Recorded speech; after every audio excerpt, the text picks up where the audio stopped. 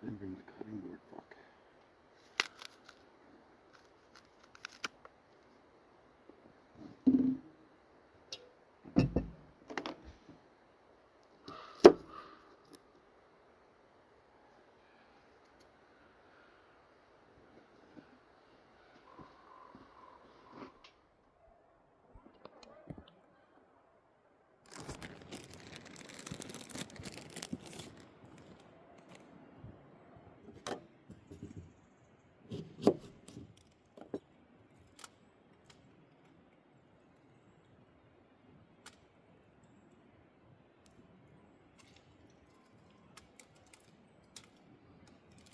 Got a seed in there anyways.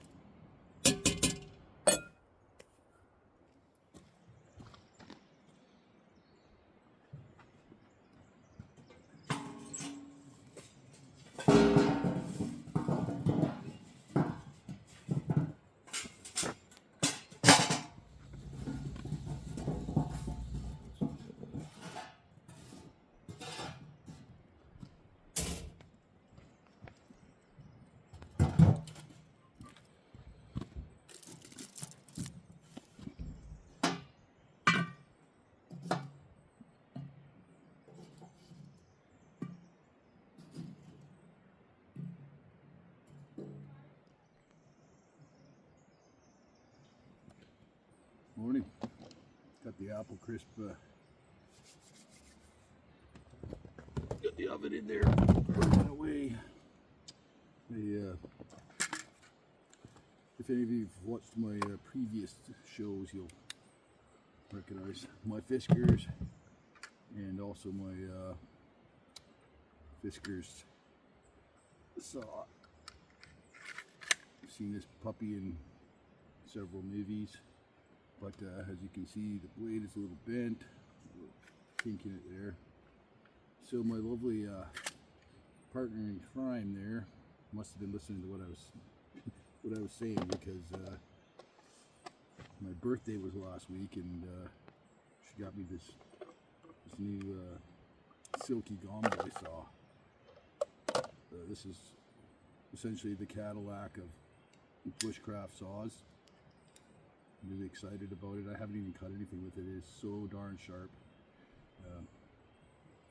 It's a pole saw, so unlike the Fiskars, which has cuts in both directions, this one actually only cuts on the draw.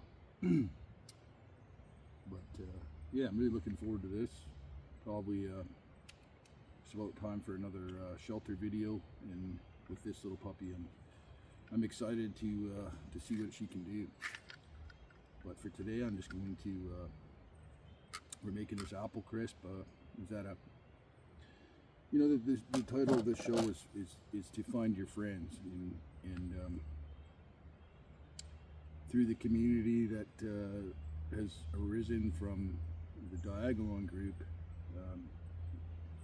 I have found some good friends. And yesterday we had a barbecue, and one of my new friends brought a pail full of apples, and hence the apple crisp this morning. So I think this motorhome's about to take off up the hill. It's probably going to get loud.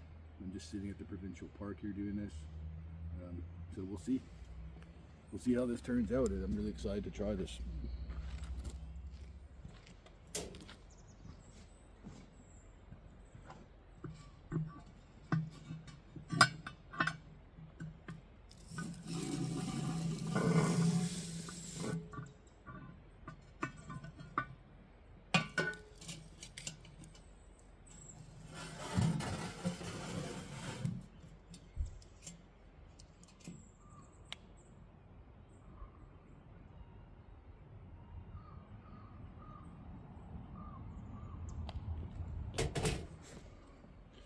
And we are 15 minutes into the cook.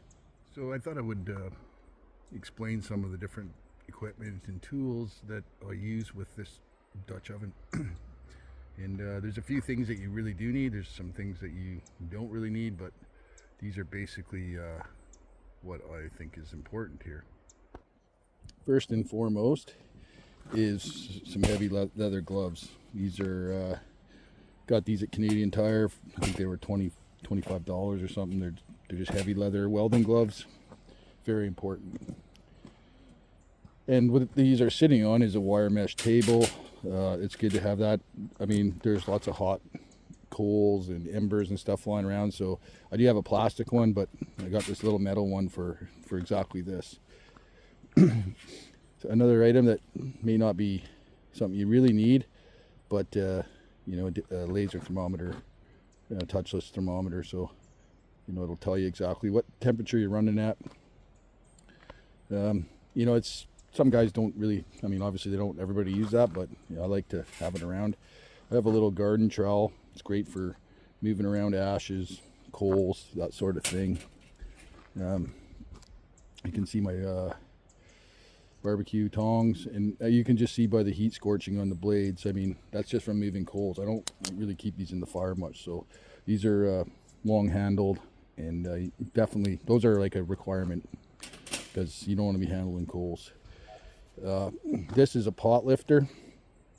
Got this off Amazon. I don't think it was very expensive, maybe 20 bucks or something, but yeah, it gives you a nice positive lock on your pot lid. And one thing you may have noticed me doing is when I'm cooking, I will turn the pot lid, you know, a third of a turn this way, and then I'll turn the pot a third of the turn the opposite way.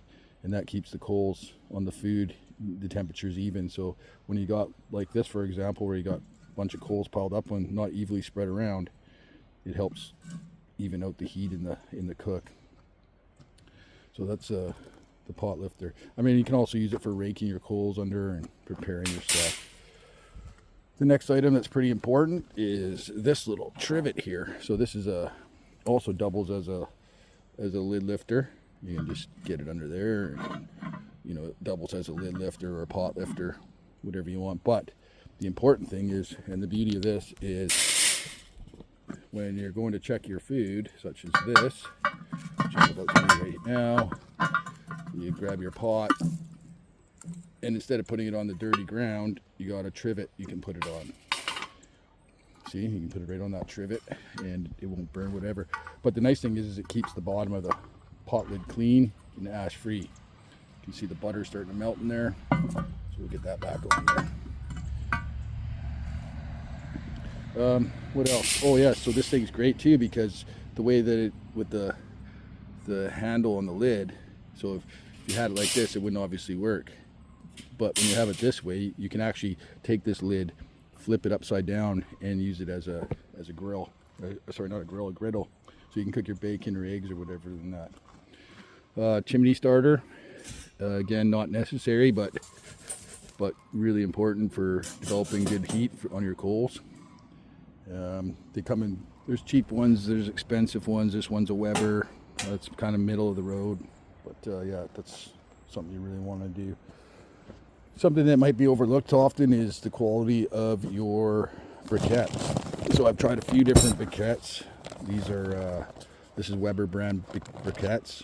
I think it was $20 for 20 pounds. But these are the best ones I've had so far. And it's simply because of the size of them. They're much larger. We also have some, you can use this if you need it. I try not to use it, but it does work. It's handy to have it around.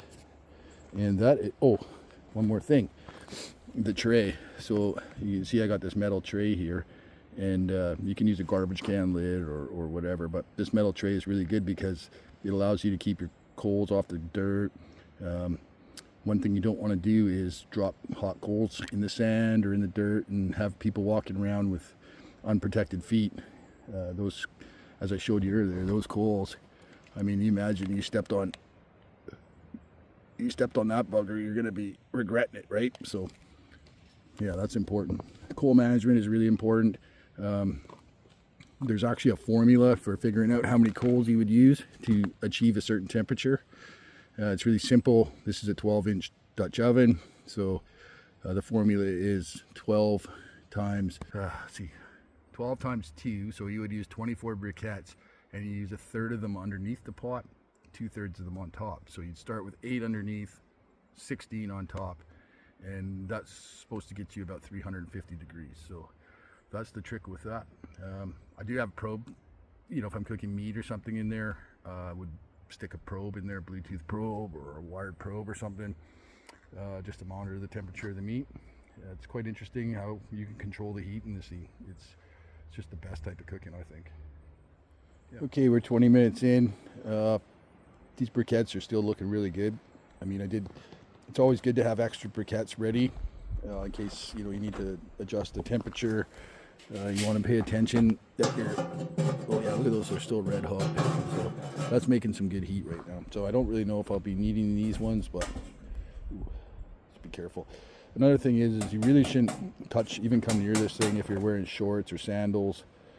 It's a good idea to wear your gloves, because even though these handles aren't too hot, the sparks, like as you can see, the sparks that come out of it are, you know, quite intense. So, yeah, safety first, right? Let that cook for a minute, and we'll take it for a little wander down to the river. Yeah, go across here. Good morning. How are you?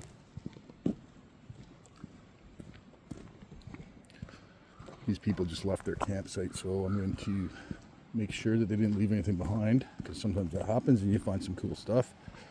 But yeah, here is the river.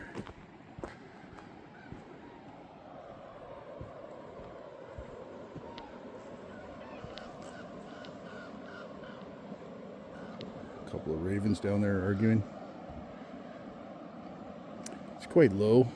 As you can see, all those rocks down there. Typically the water will be, sort of up here in the winter. So it is quite low right now. And this river is loaded with salmon. If I was to go downstream, there's actually a fish ladder not too far down, about 300 meters downstream. And you would see Chinook salmon, so we call them springs. You would see thousands of them probably in the pool down there. I might go down there later. Actually, I see a fish right there laying in the beach. See that guy?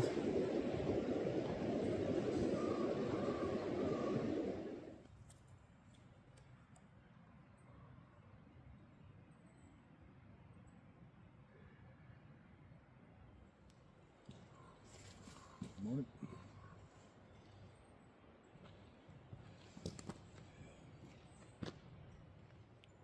So we're just about 30 minutes into the cook. Really starting to get aroma from this. Apples and cinnamon. I don't think there's much that can beat apples and cinnamon in the fall. It's just it almost brings back childhood memories of, I guess, oatmeal. I don't know, I guess I ate a lot of oatmeal when I was a kid. I don't eat that much anymore, so this is going to be a real nice treat. Bring back some fond memories. And yeah, thanks for the apples, Dave. Really appreciate it. Wish I kind of grabbed more now, but yeah, can't wait for this.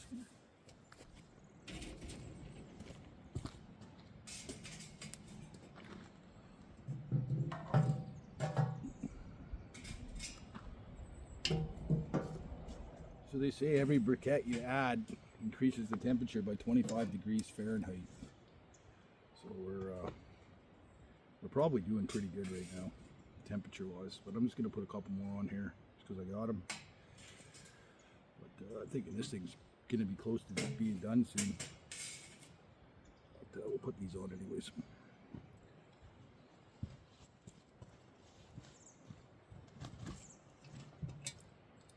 Turn it this way. Approximately a third of a turn.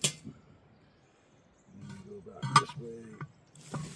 Approximately a third of a turn. Let's just have a little peek at this puppy. See what she's looking like. Oh my God, that's looking good. Not quite done yet, but give it a little bit longer to cook. Maybe another 15. Crisp up that crust a bit. It's really looking good. I know it almost looks like I could have put a little bit more butter in the mix, but it's what I had this morning that wasn't frozen, so it'll have to do. You may have noticed I am done with my chimney starter. I have poured the excess charcoal out on the tray here. I think we're probably gonna have enough heat to finish the cook, so put that over there out of the way. That's the nice thing about this, is you just clean as you go, and it's really simple to put it all away after. Really starting to see the steam come out. You can smell the apples baking. It's going to be delicious. Okay, I think I'm going to pull this off the heat here for a bit. It's probably going to have to sit for a while. And I wouldn't mind getting some of these coals off so I can cool the pan down a bit. So I'm just going to pull these off like this. Another thing I forgot to mention earlier is having a corn whisk broom is really good for getting these ashes off your lid. So you don't end up getting that in your food. Oh, geez, that was really hot stuff there.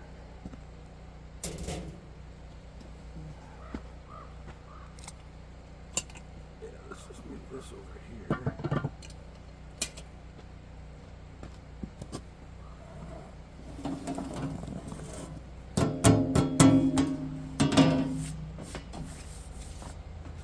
Such simple cleanup, dude. That's it.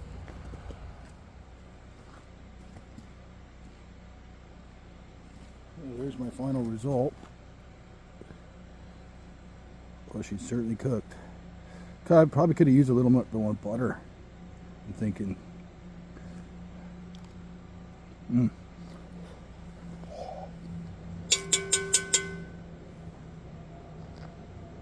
love hot. All right, so I got her packed up in the back, sitting on the thing, and I take it home. I'll have that tonight for dessert. Should be good. But yeah, just under an hour. It's here, lit up, cooked, and yeah, that's all it took. So it's pretty simple and bloody delicious. A little too hot to eat. I couldn't eat very much of it, but I'm sure by the time I get home, throw a scoop of ice cream on there, it's gonna be killer. Yeah, so that's my show for today.